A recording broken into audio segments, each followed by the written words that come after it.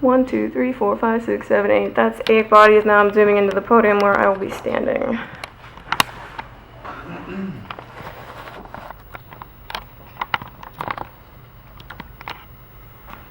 You guys got real shy. Like really shy, really quick. I waved. Did you?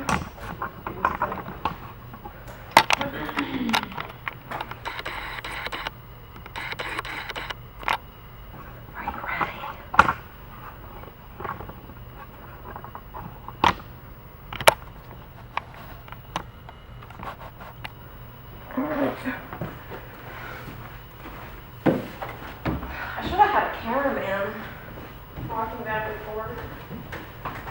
Alright guys, thanks for coming out. My name is Goonan. I'm doing a speech on same-sex marriage and how it relates to Georgia right now as a current event.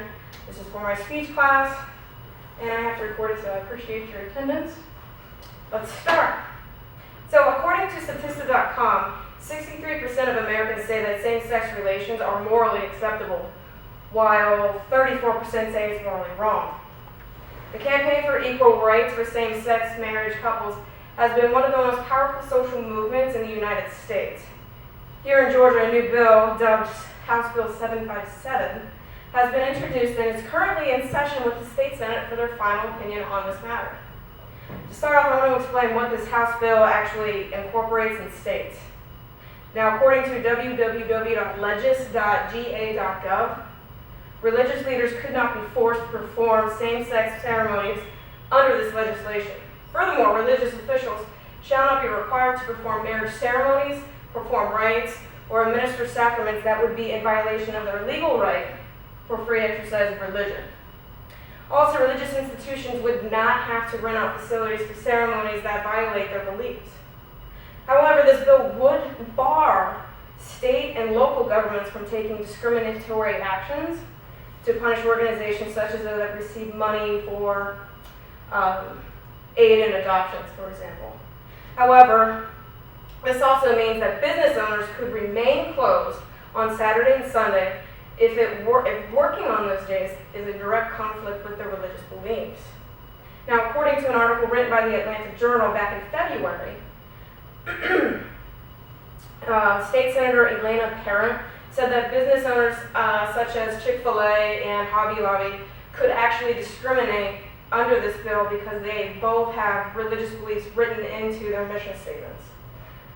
Now, religion is no stranger to the same-sex marriage argument, so opponents of same-sex marriage are doing what they feel necessary to protect their religious freedoms. Within the Holy Bible, for example, there are a number of passages that can be used to back up the church's stern stance on this argument. For example, Genesis 2, Adam and Eve. In the beginning, God made Adam and Eve, not Adam and Steve, or even Jane. Also in Genesis 19, under Sodom and Gomorrah, God destroys 2 cities because of the perverse actions that they have been demonstrating, which I won't get into. However, opponents of the church and the translation of this holy text say that the supporters of the Holy Bible actually cherry-pick what they teach and preach. For example, in Exodus 21:17, it states that kids who curse their parents are to be put to death.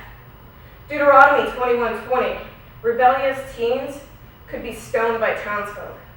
Lastly, the Bible also states in Leviticus 19 that thou shalt not hate thy brother in thine heart, thou shalt love thy neighbor as thyself, which is in a direct conflict of what the churches are using as their argument against the same sex.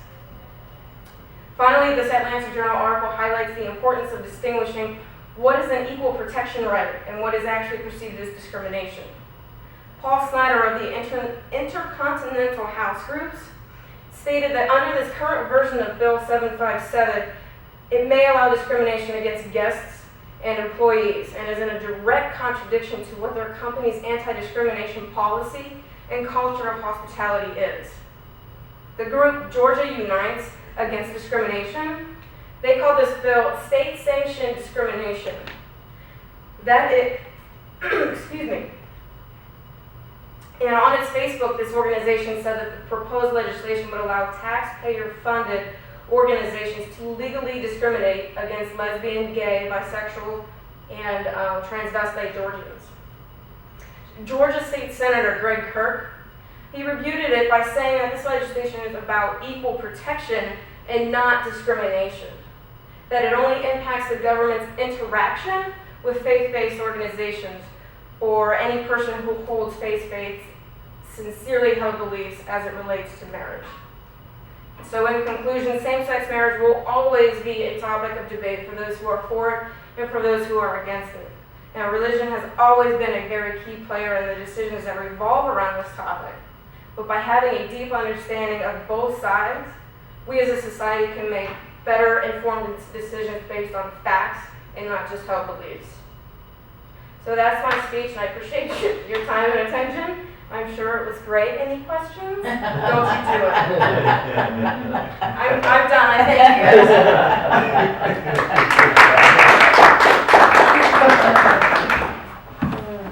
you. Good job.